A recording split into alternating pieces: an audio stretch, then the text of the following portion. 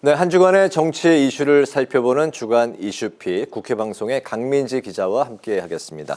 강 기자 어서 오십시오. 안녕하세요. 네, 첫 번째 이슈픽 바로 살펴보겠습니다. 네, 또다시 결렬.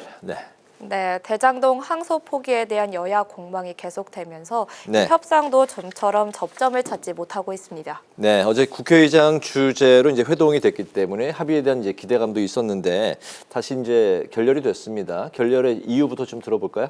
네, 원래는 이 대장동 항소 포기 국정조사가 실시 주체를 놓고 이 여야 의견이 계속되면서 거의 한 달 내내 공방이 이어졌는데요. 네. 국민의힘이 이틀 전이죠. 26일 별도의 특위가 아닌 법사위에서 진행하자는 이 여당의 주장을 수용하기로 하면서 지지부진하던 국정조사 논의가 급물살을 탈지 기대를 모았었습니다. 대신 그 조건으로 법사위의 야당 간사 선임, 그리고 독단적 법사위 운영 중단, 증인과 참고인 합의 채택 등을 요구했었는데요. 하지만 나경원 의원의 간사 선임을 두고 양측이 맞서면서 협상은 또다시 결렬이 됐습니다. 이에 국민의힘은 민주당이 사실 국정조사를 거부하고 있는 거 아니냐 반발을 하고 있는데요. 네. 특위 대신 법사위 국정조사를 수용을 했고 검사 항명조사도 받아들였는데 민주당이 끝내 호응하지 않았다고 주장하고 있는 겁니다. 반대로 민주당은 국민의힘이 정치적 조건을 추가로 들이밀며 합의를 무산시켰다고 맞서고 있는데요. 현재는 추가 협상 일정은 잡히지 않은 상태고요. 국정조사 명칭과 증인 범위도 여전히 간극이 커서 재협상 가능성도 불투명한 상황입니다.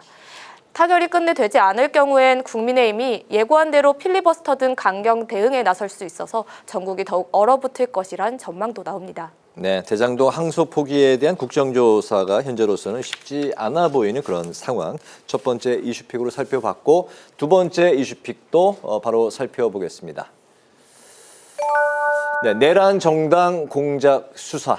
네, 추경호 의원에 대한 체포 동의안이 어제 국회 본회의를 통과하면서 정치권 관심은 이제 법원의 구속영장 발부 여부에 쏠리고 있습니다. 네, 말씀하신 대로 추경호 의원에 대한 체포 동의안이 여당 주도로 가결이 됐고 국민의힘이 상정 자체에 반발을 하면서 전원 이제 불참을 했었죠. 이 당시 이 상황을 좀 간단히 또 정리를 해볼까요? 네, 좀 자세히 살펴보자면요. 어제 체포동의안 표결 직전부터 양당 사이 고성이 오가면서 분위기가 상당히 격해졌었습니다. 네. 네, 민주당은 이 비상계엄에 책임이 있다며 사과하라고 목소리를 높였고요. 네. 국민의힘은 정치적 보복이라며 정성우 법무장관에게 사퇴하라 이렇게 맞섰는데요. 이 표결이 진행되는 동안에도 고성은 계속됐습니다. 당시 상황 직접 살펴보시죠. 네. 이 자리에서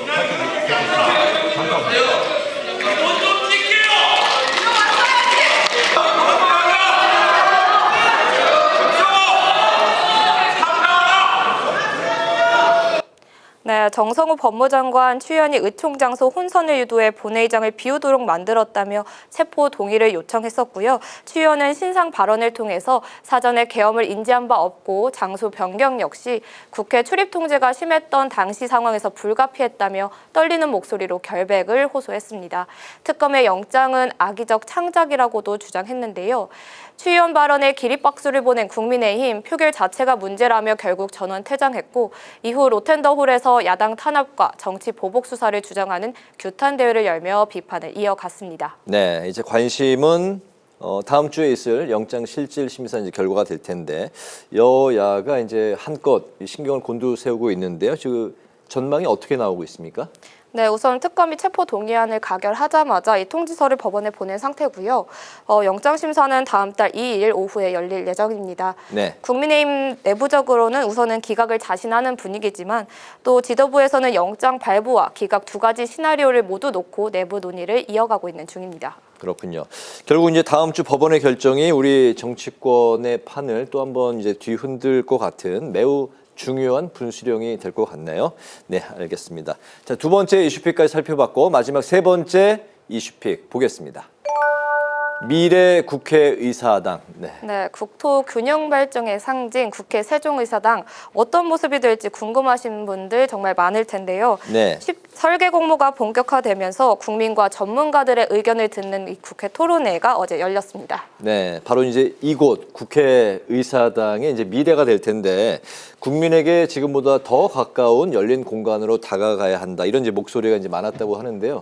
구체적으로 좀 어떤 목소리가 나왔는지 말씀해 주실까요? 네, 제안된 아이디어들이 참 많았는데요. 구체적으로 살펴보면 국민의 벽, 어린이와 청소년 체험 국회, 시민 참여형 공공미술과 같은 이 국회 곳곳에 국민들이 직접 민주주의를 체험할 수 있는 장소가 많아야 한다는 의견이 나왔습니다. 네. 또 출퇴근을 자전거와 도보 중심으로 설계하고 교통 약자 이동권을 보장하는 동선, 그리고 시민이 함께하는 회의장과 공개회의 공간 등 국회가 시민 일상 속 공간이 되어야 한다는 목소리도 제기됐는데요.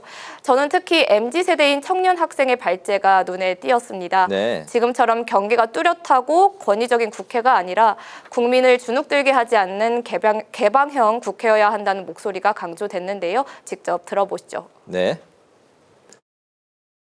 남녀노소 가리지 않고 모두가 도심 속에서 요구하는 공간이 야외 공간이자 공원입니다. 그래서 그러한 공간을 국회의사당 앞에 연결시켜서 개방감 있게 주어진다면 시민들 또한 이러한 개방된 이미지와 함께 국회의사당을 인식할 수 있을 겁니다.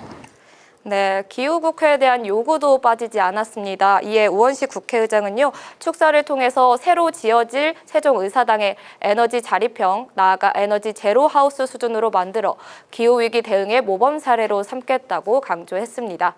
언제쯤 완공될지가 가장 궁금하실 텐데요. 네. 세종의사당 건립을 총괄하는 국회 세종의사당 추진단은 내년 설계 공모를 마친 뒤 기본 실시 설계를 거쳐서 2029년 착공, 2033년 완공을 목표로 하고 있다고 밝혔습니다. 그렇군요. 2033년 완공 목표. 그러면은 그 직후쯤에 국회 방송, 그러니까 국회 라이브6도 그곳에서 할 수 있는 날이 머지 않은 것 같습니다. 그럴 수도 있겠죠? 네, 그런 날을 또 기대해 보고요. 주간 이슈픽 오늘은 여기까지 듣겠습니다. 국회 방송의 강민지 기자와 함께했습니다. 말씀 고맙습니다.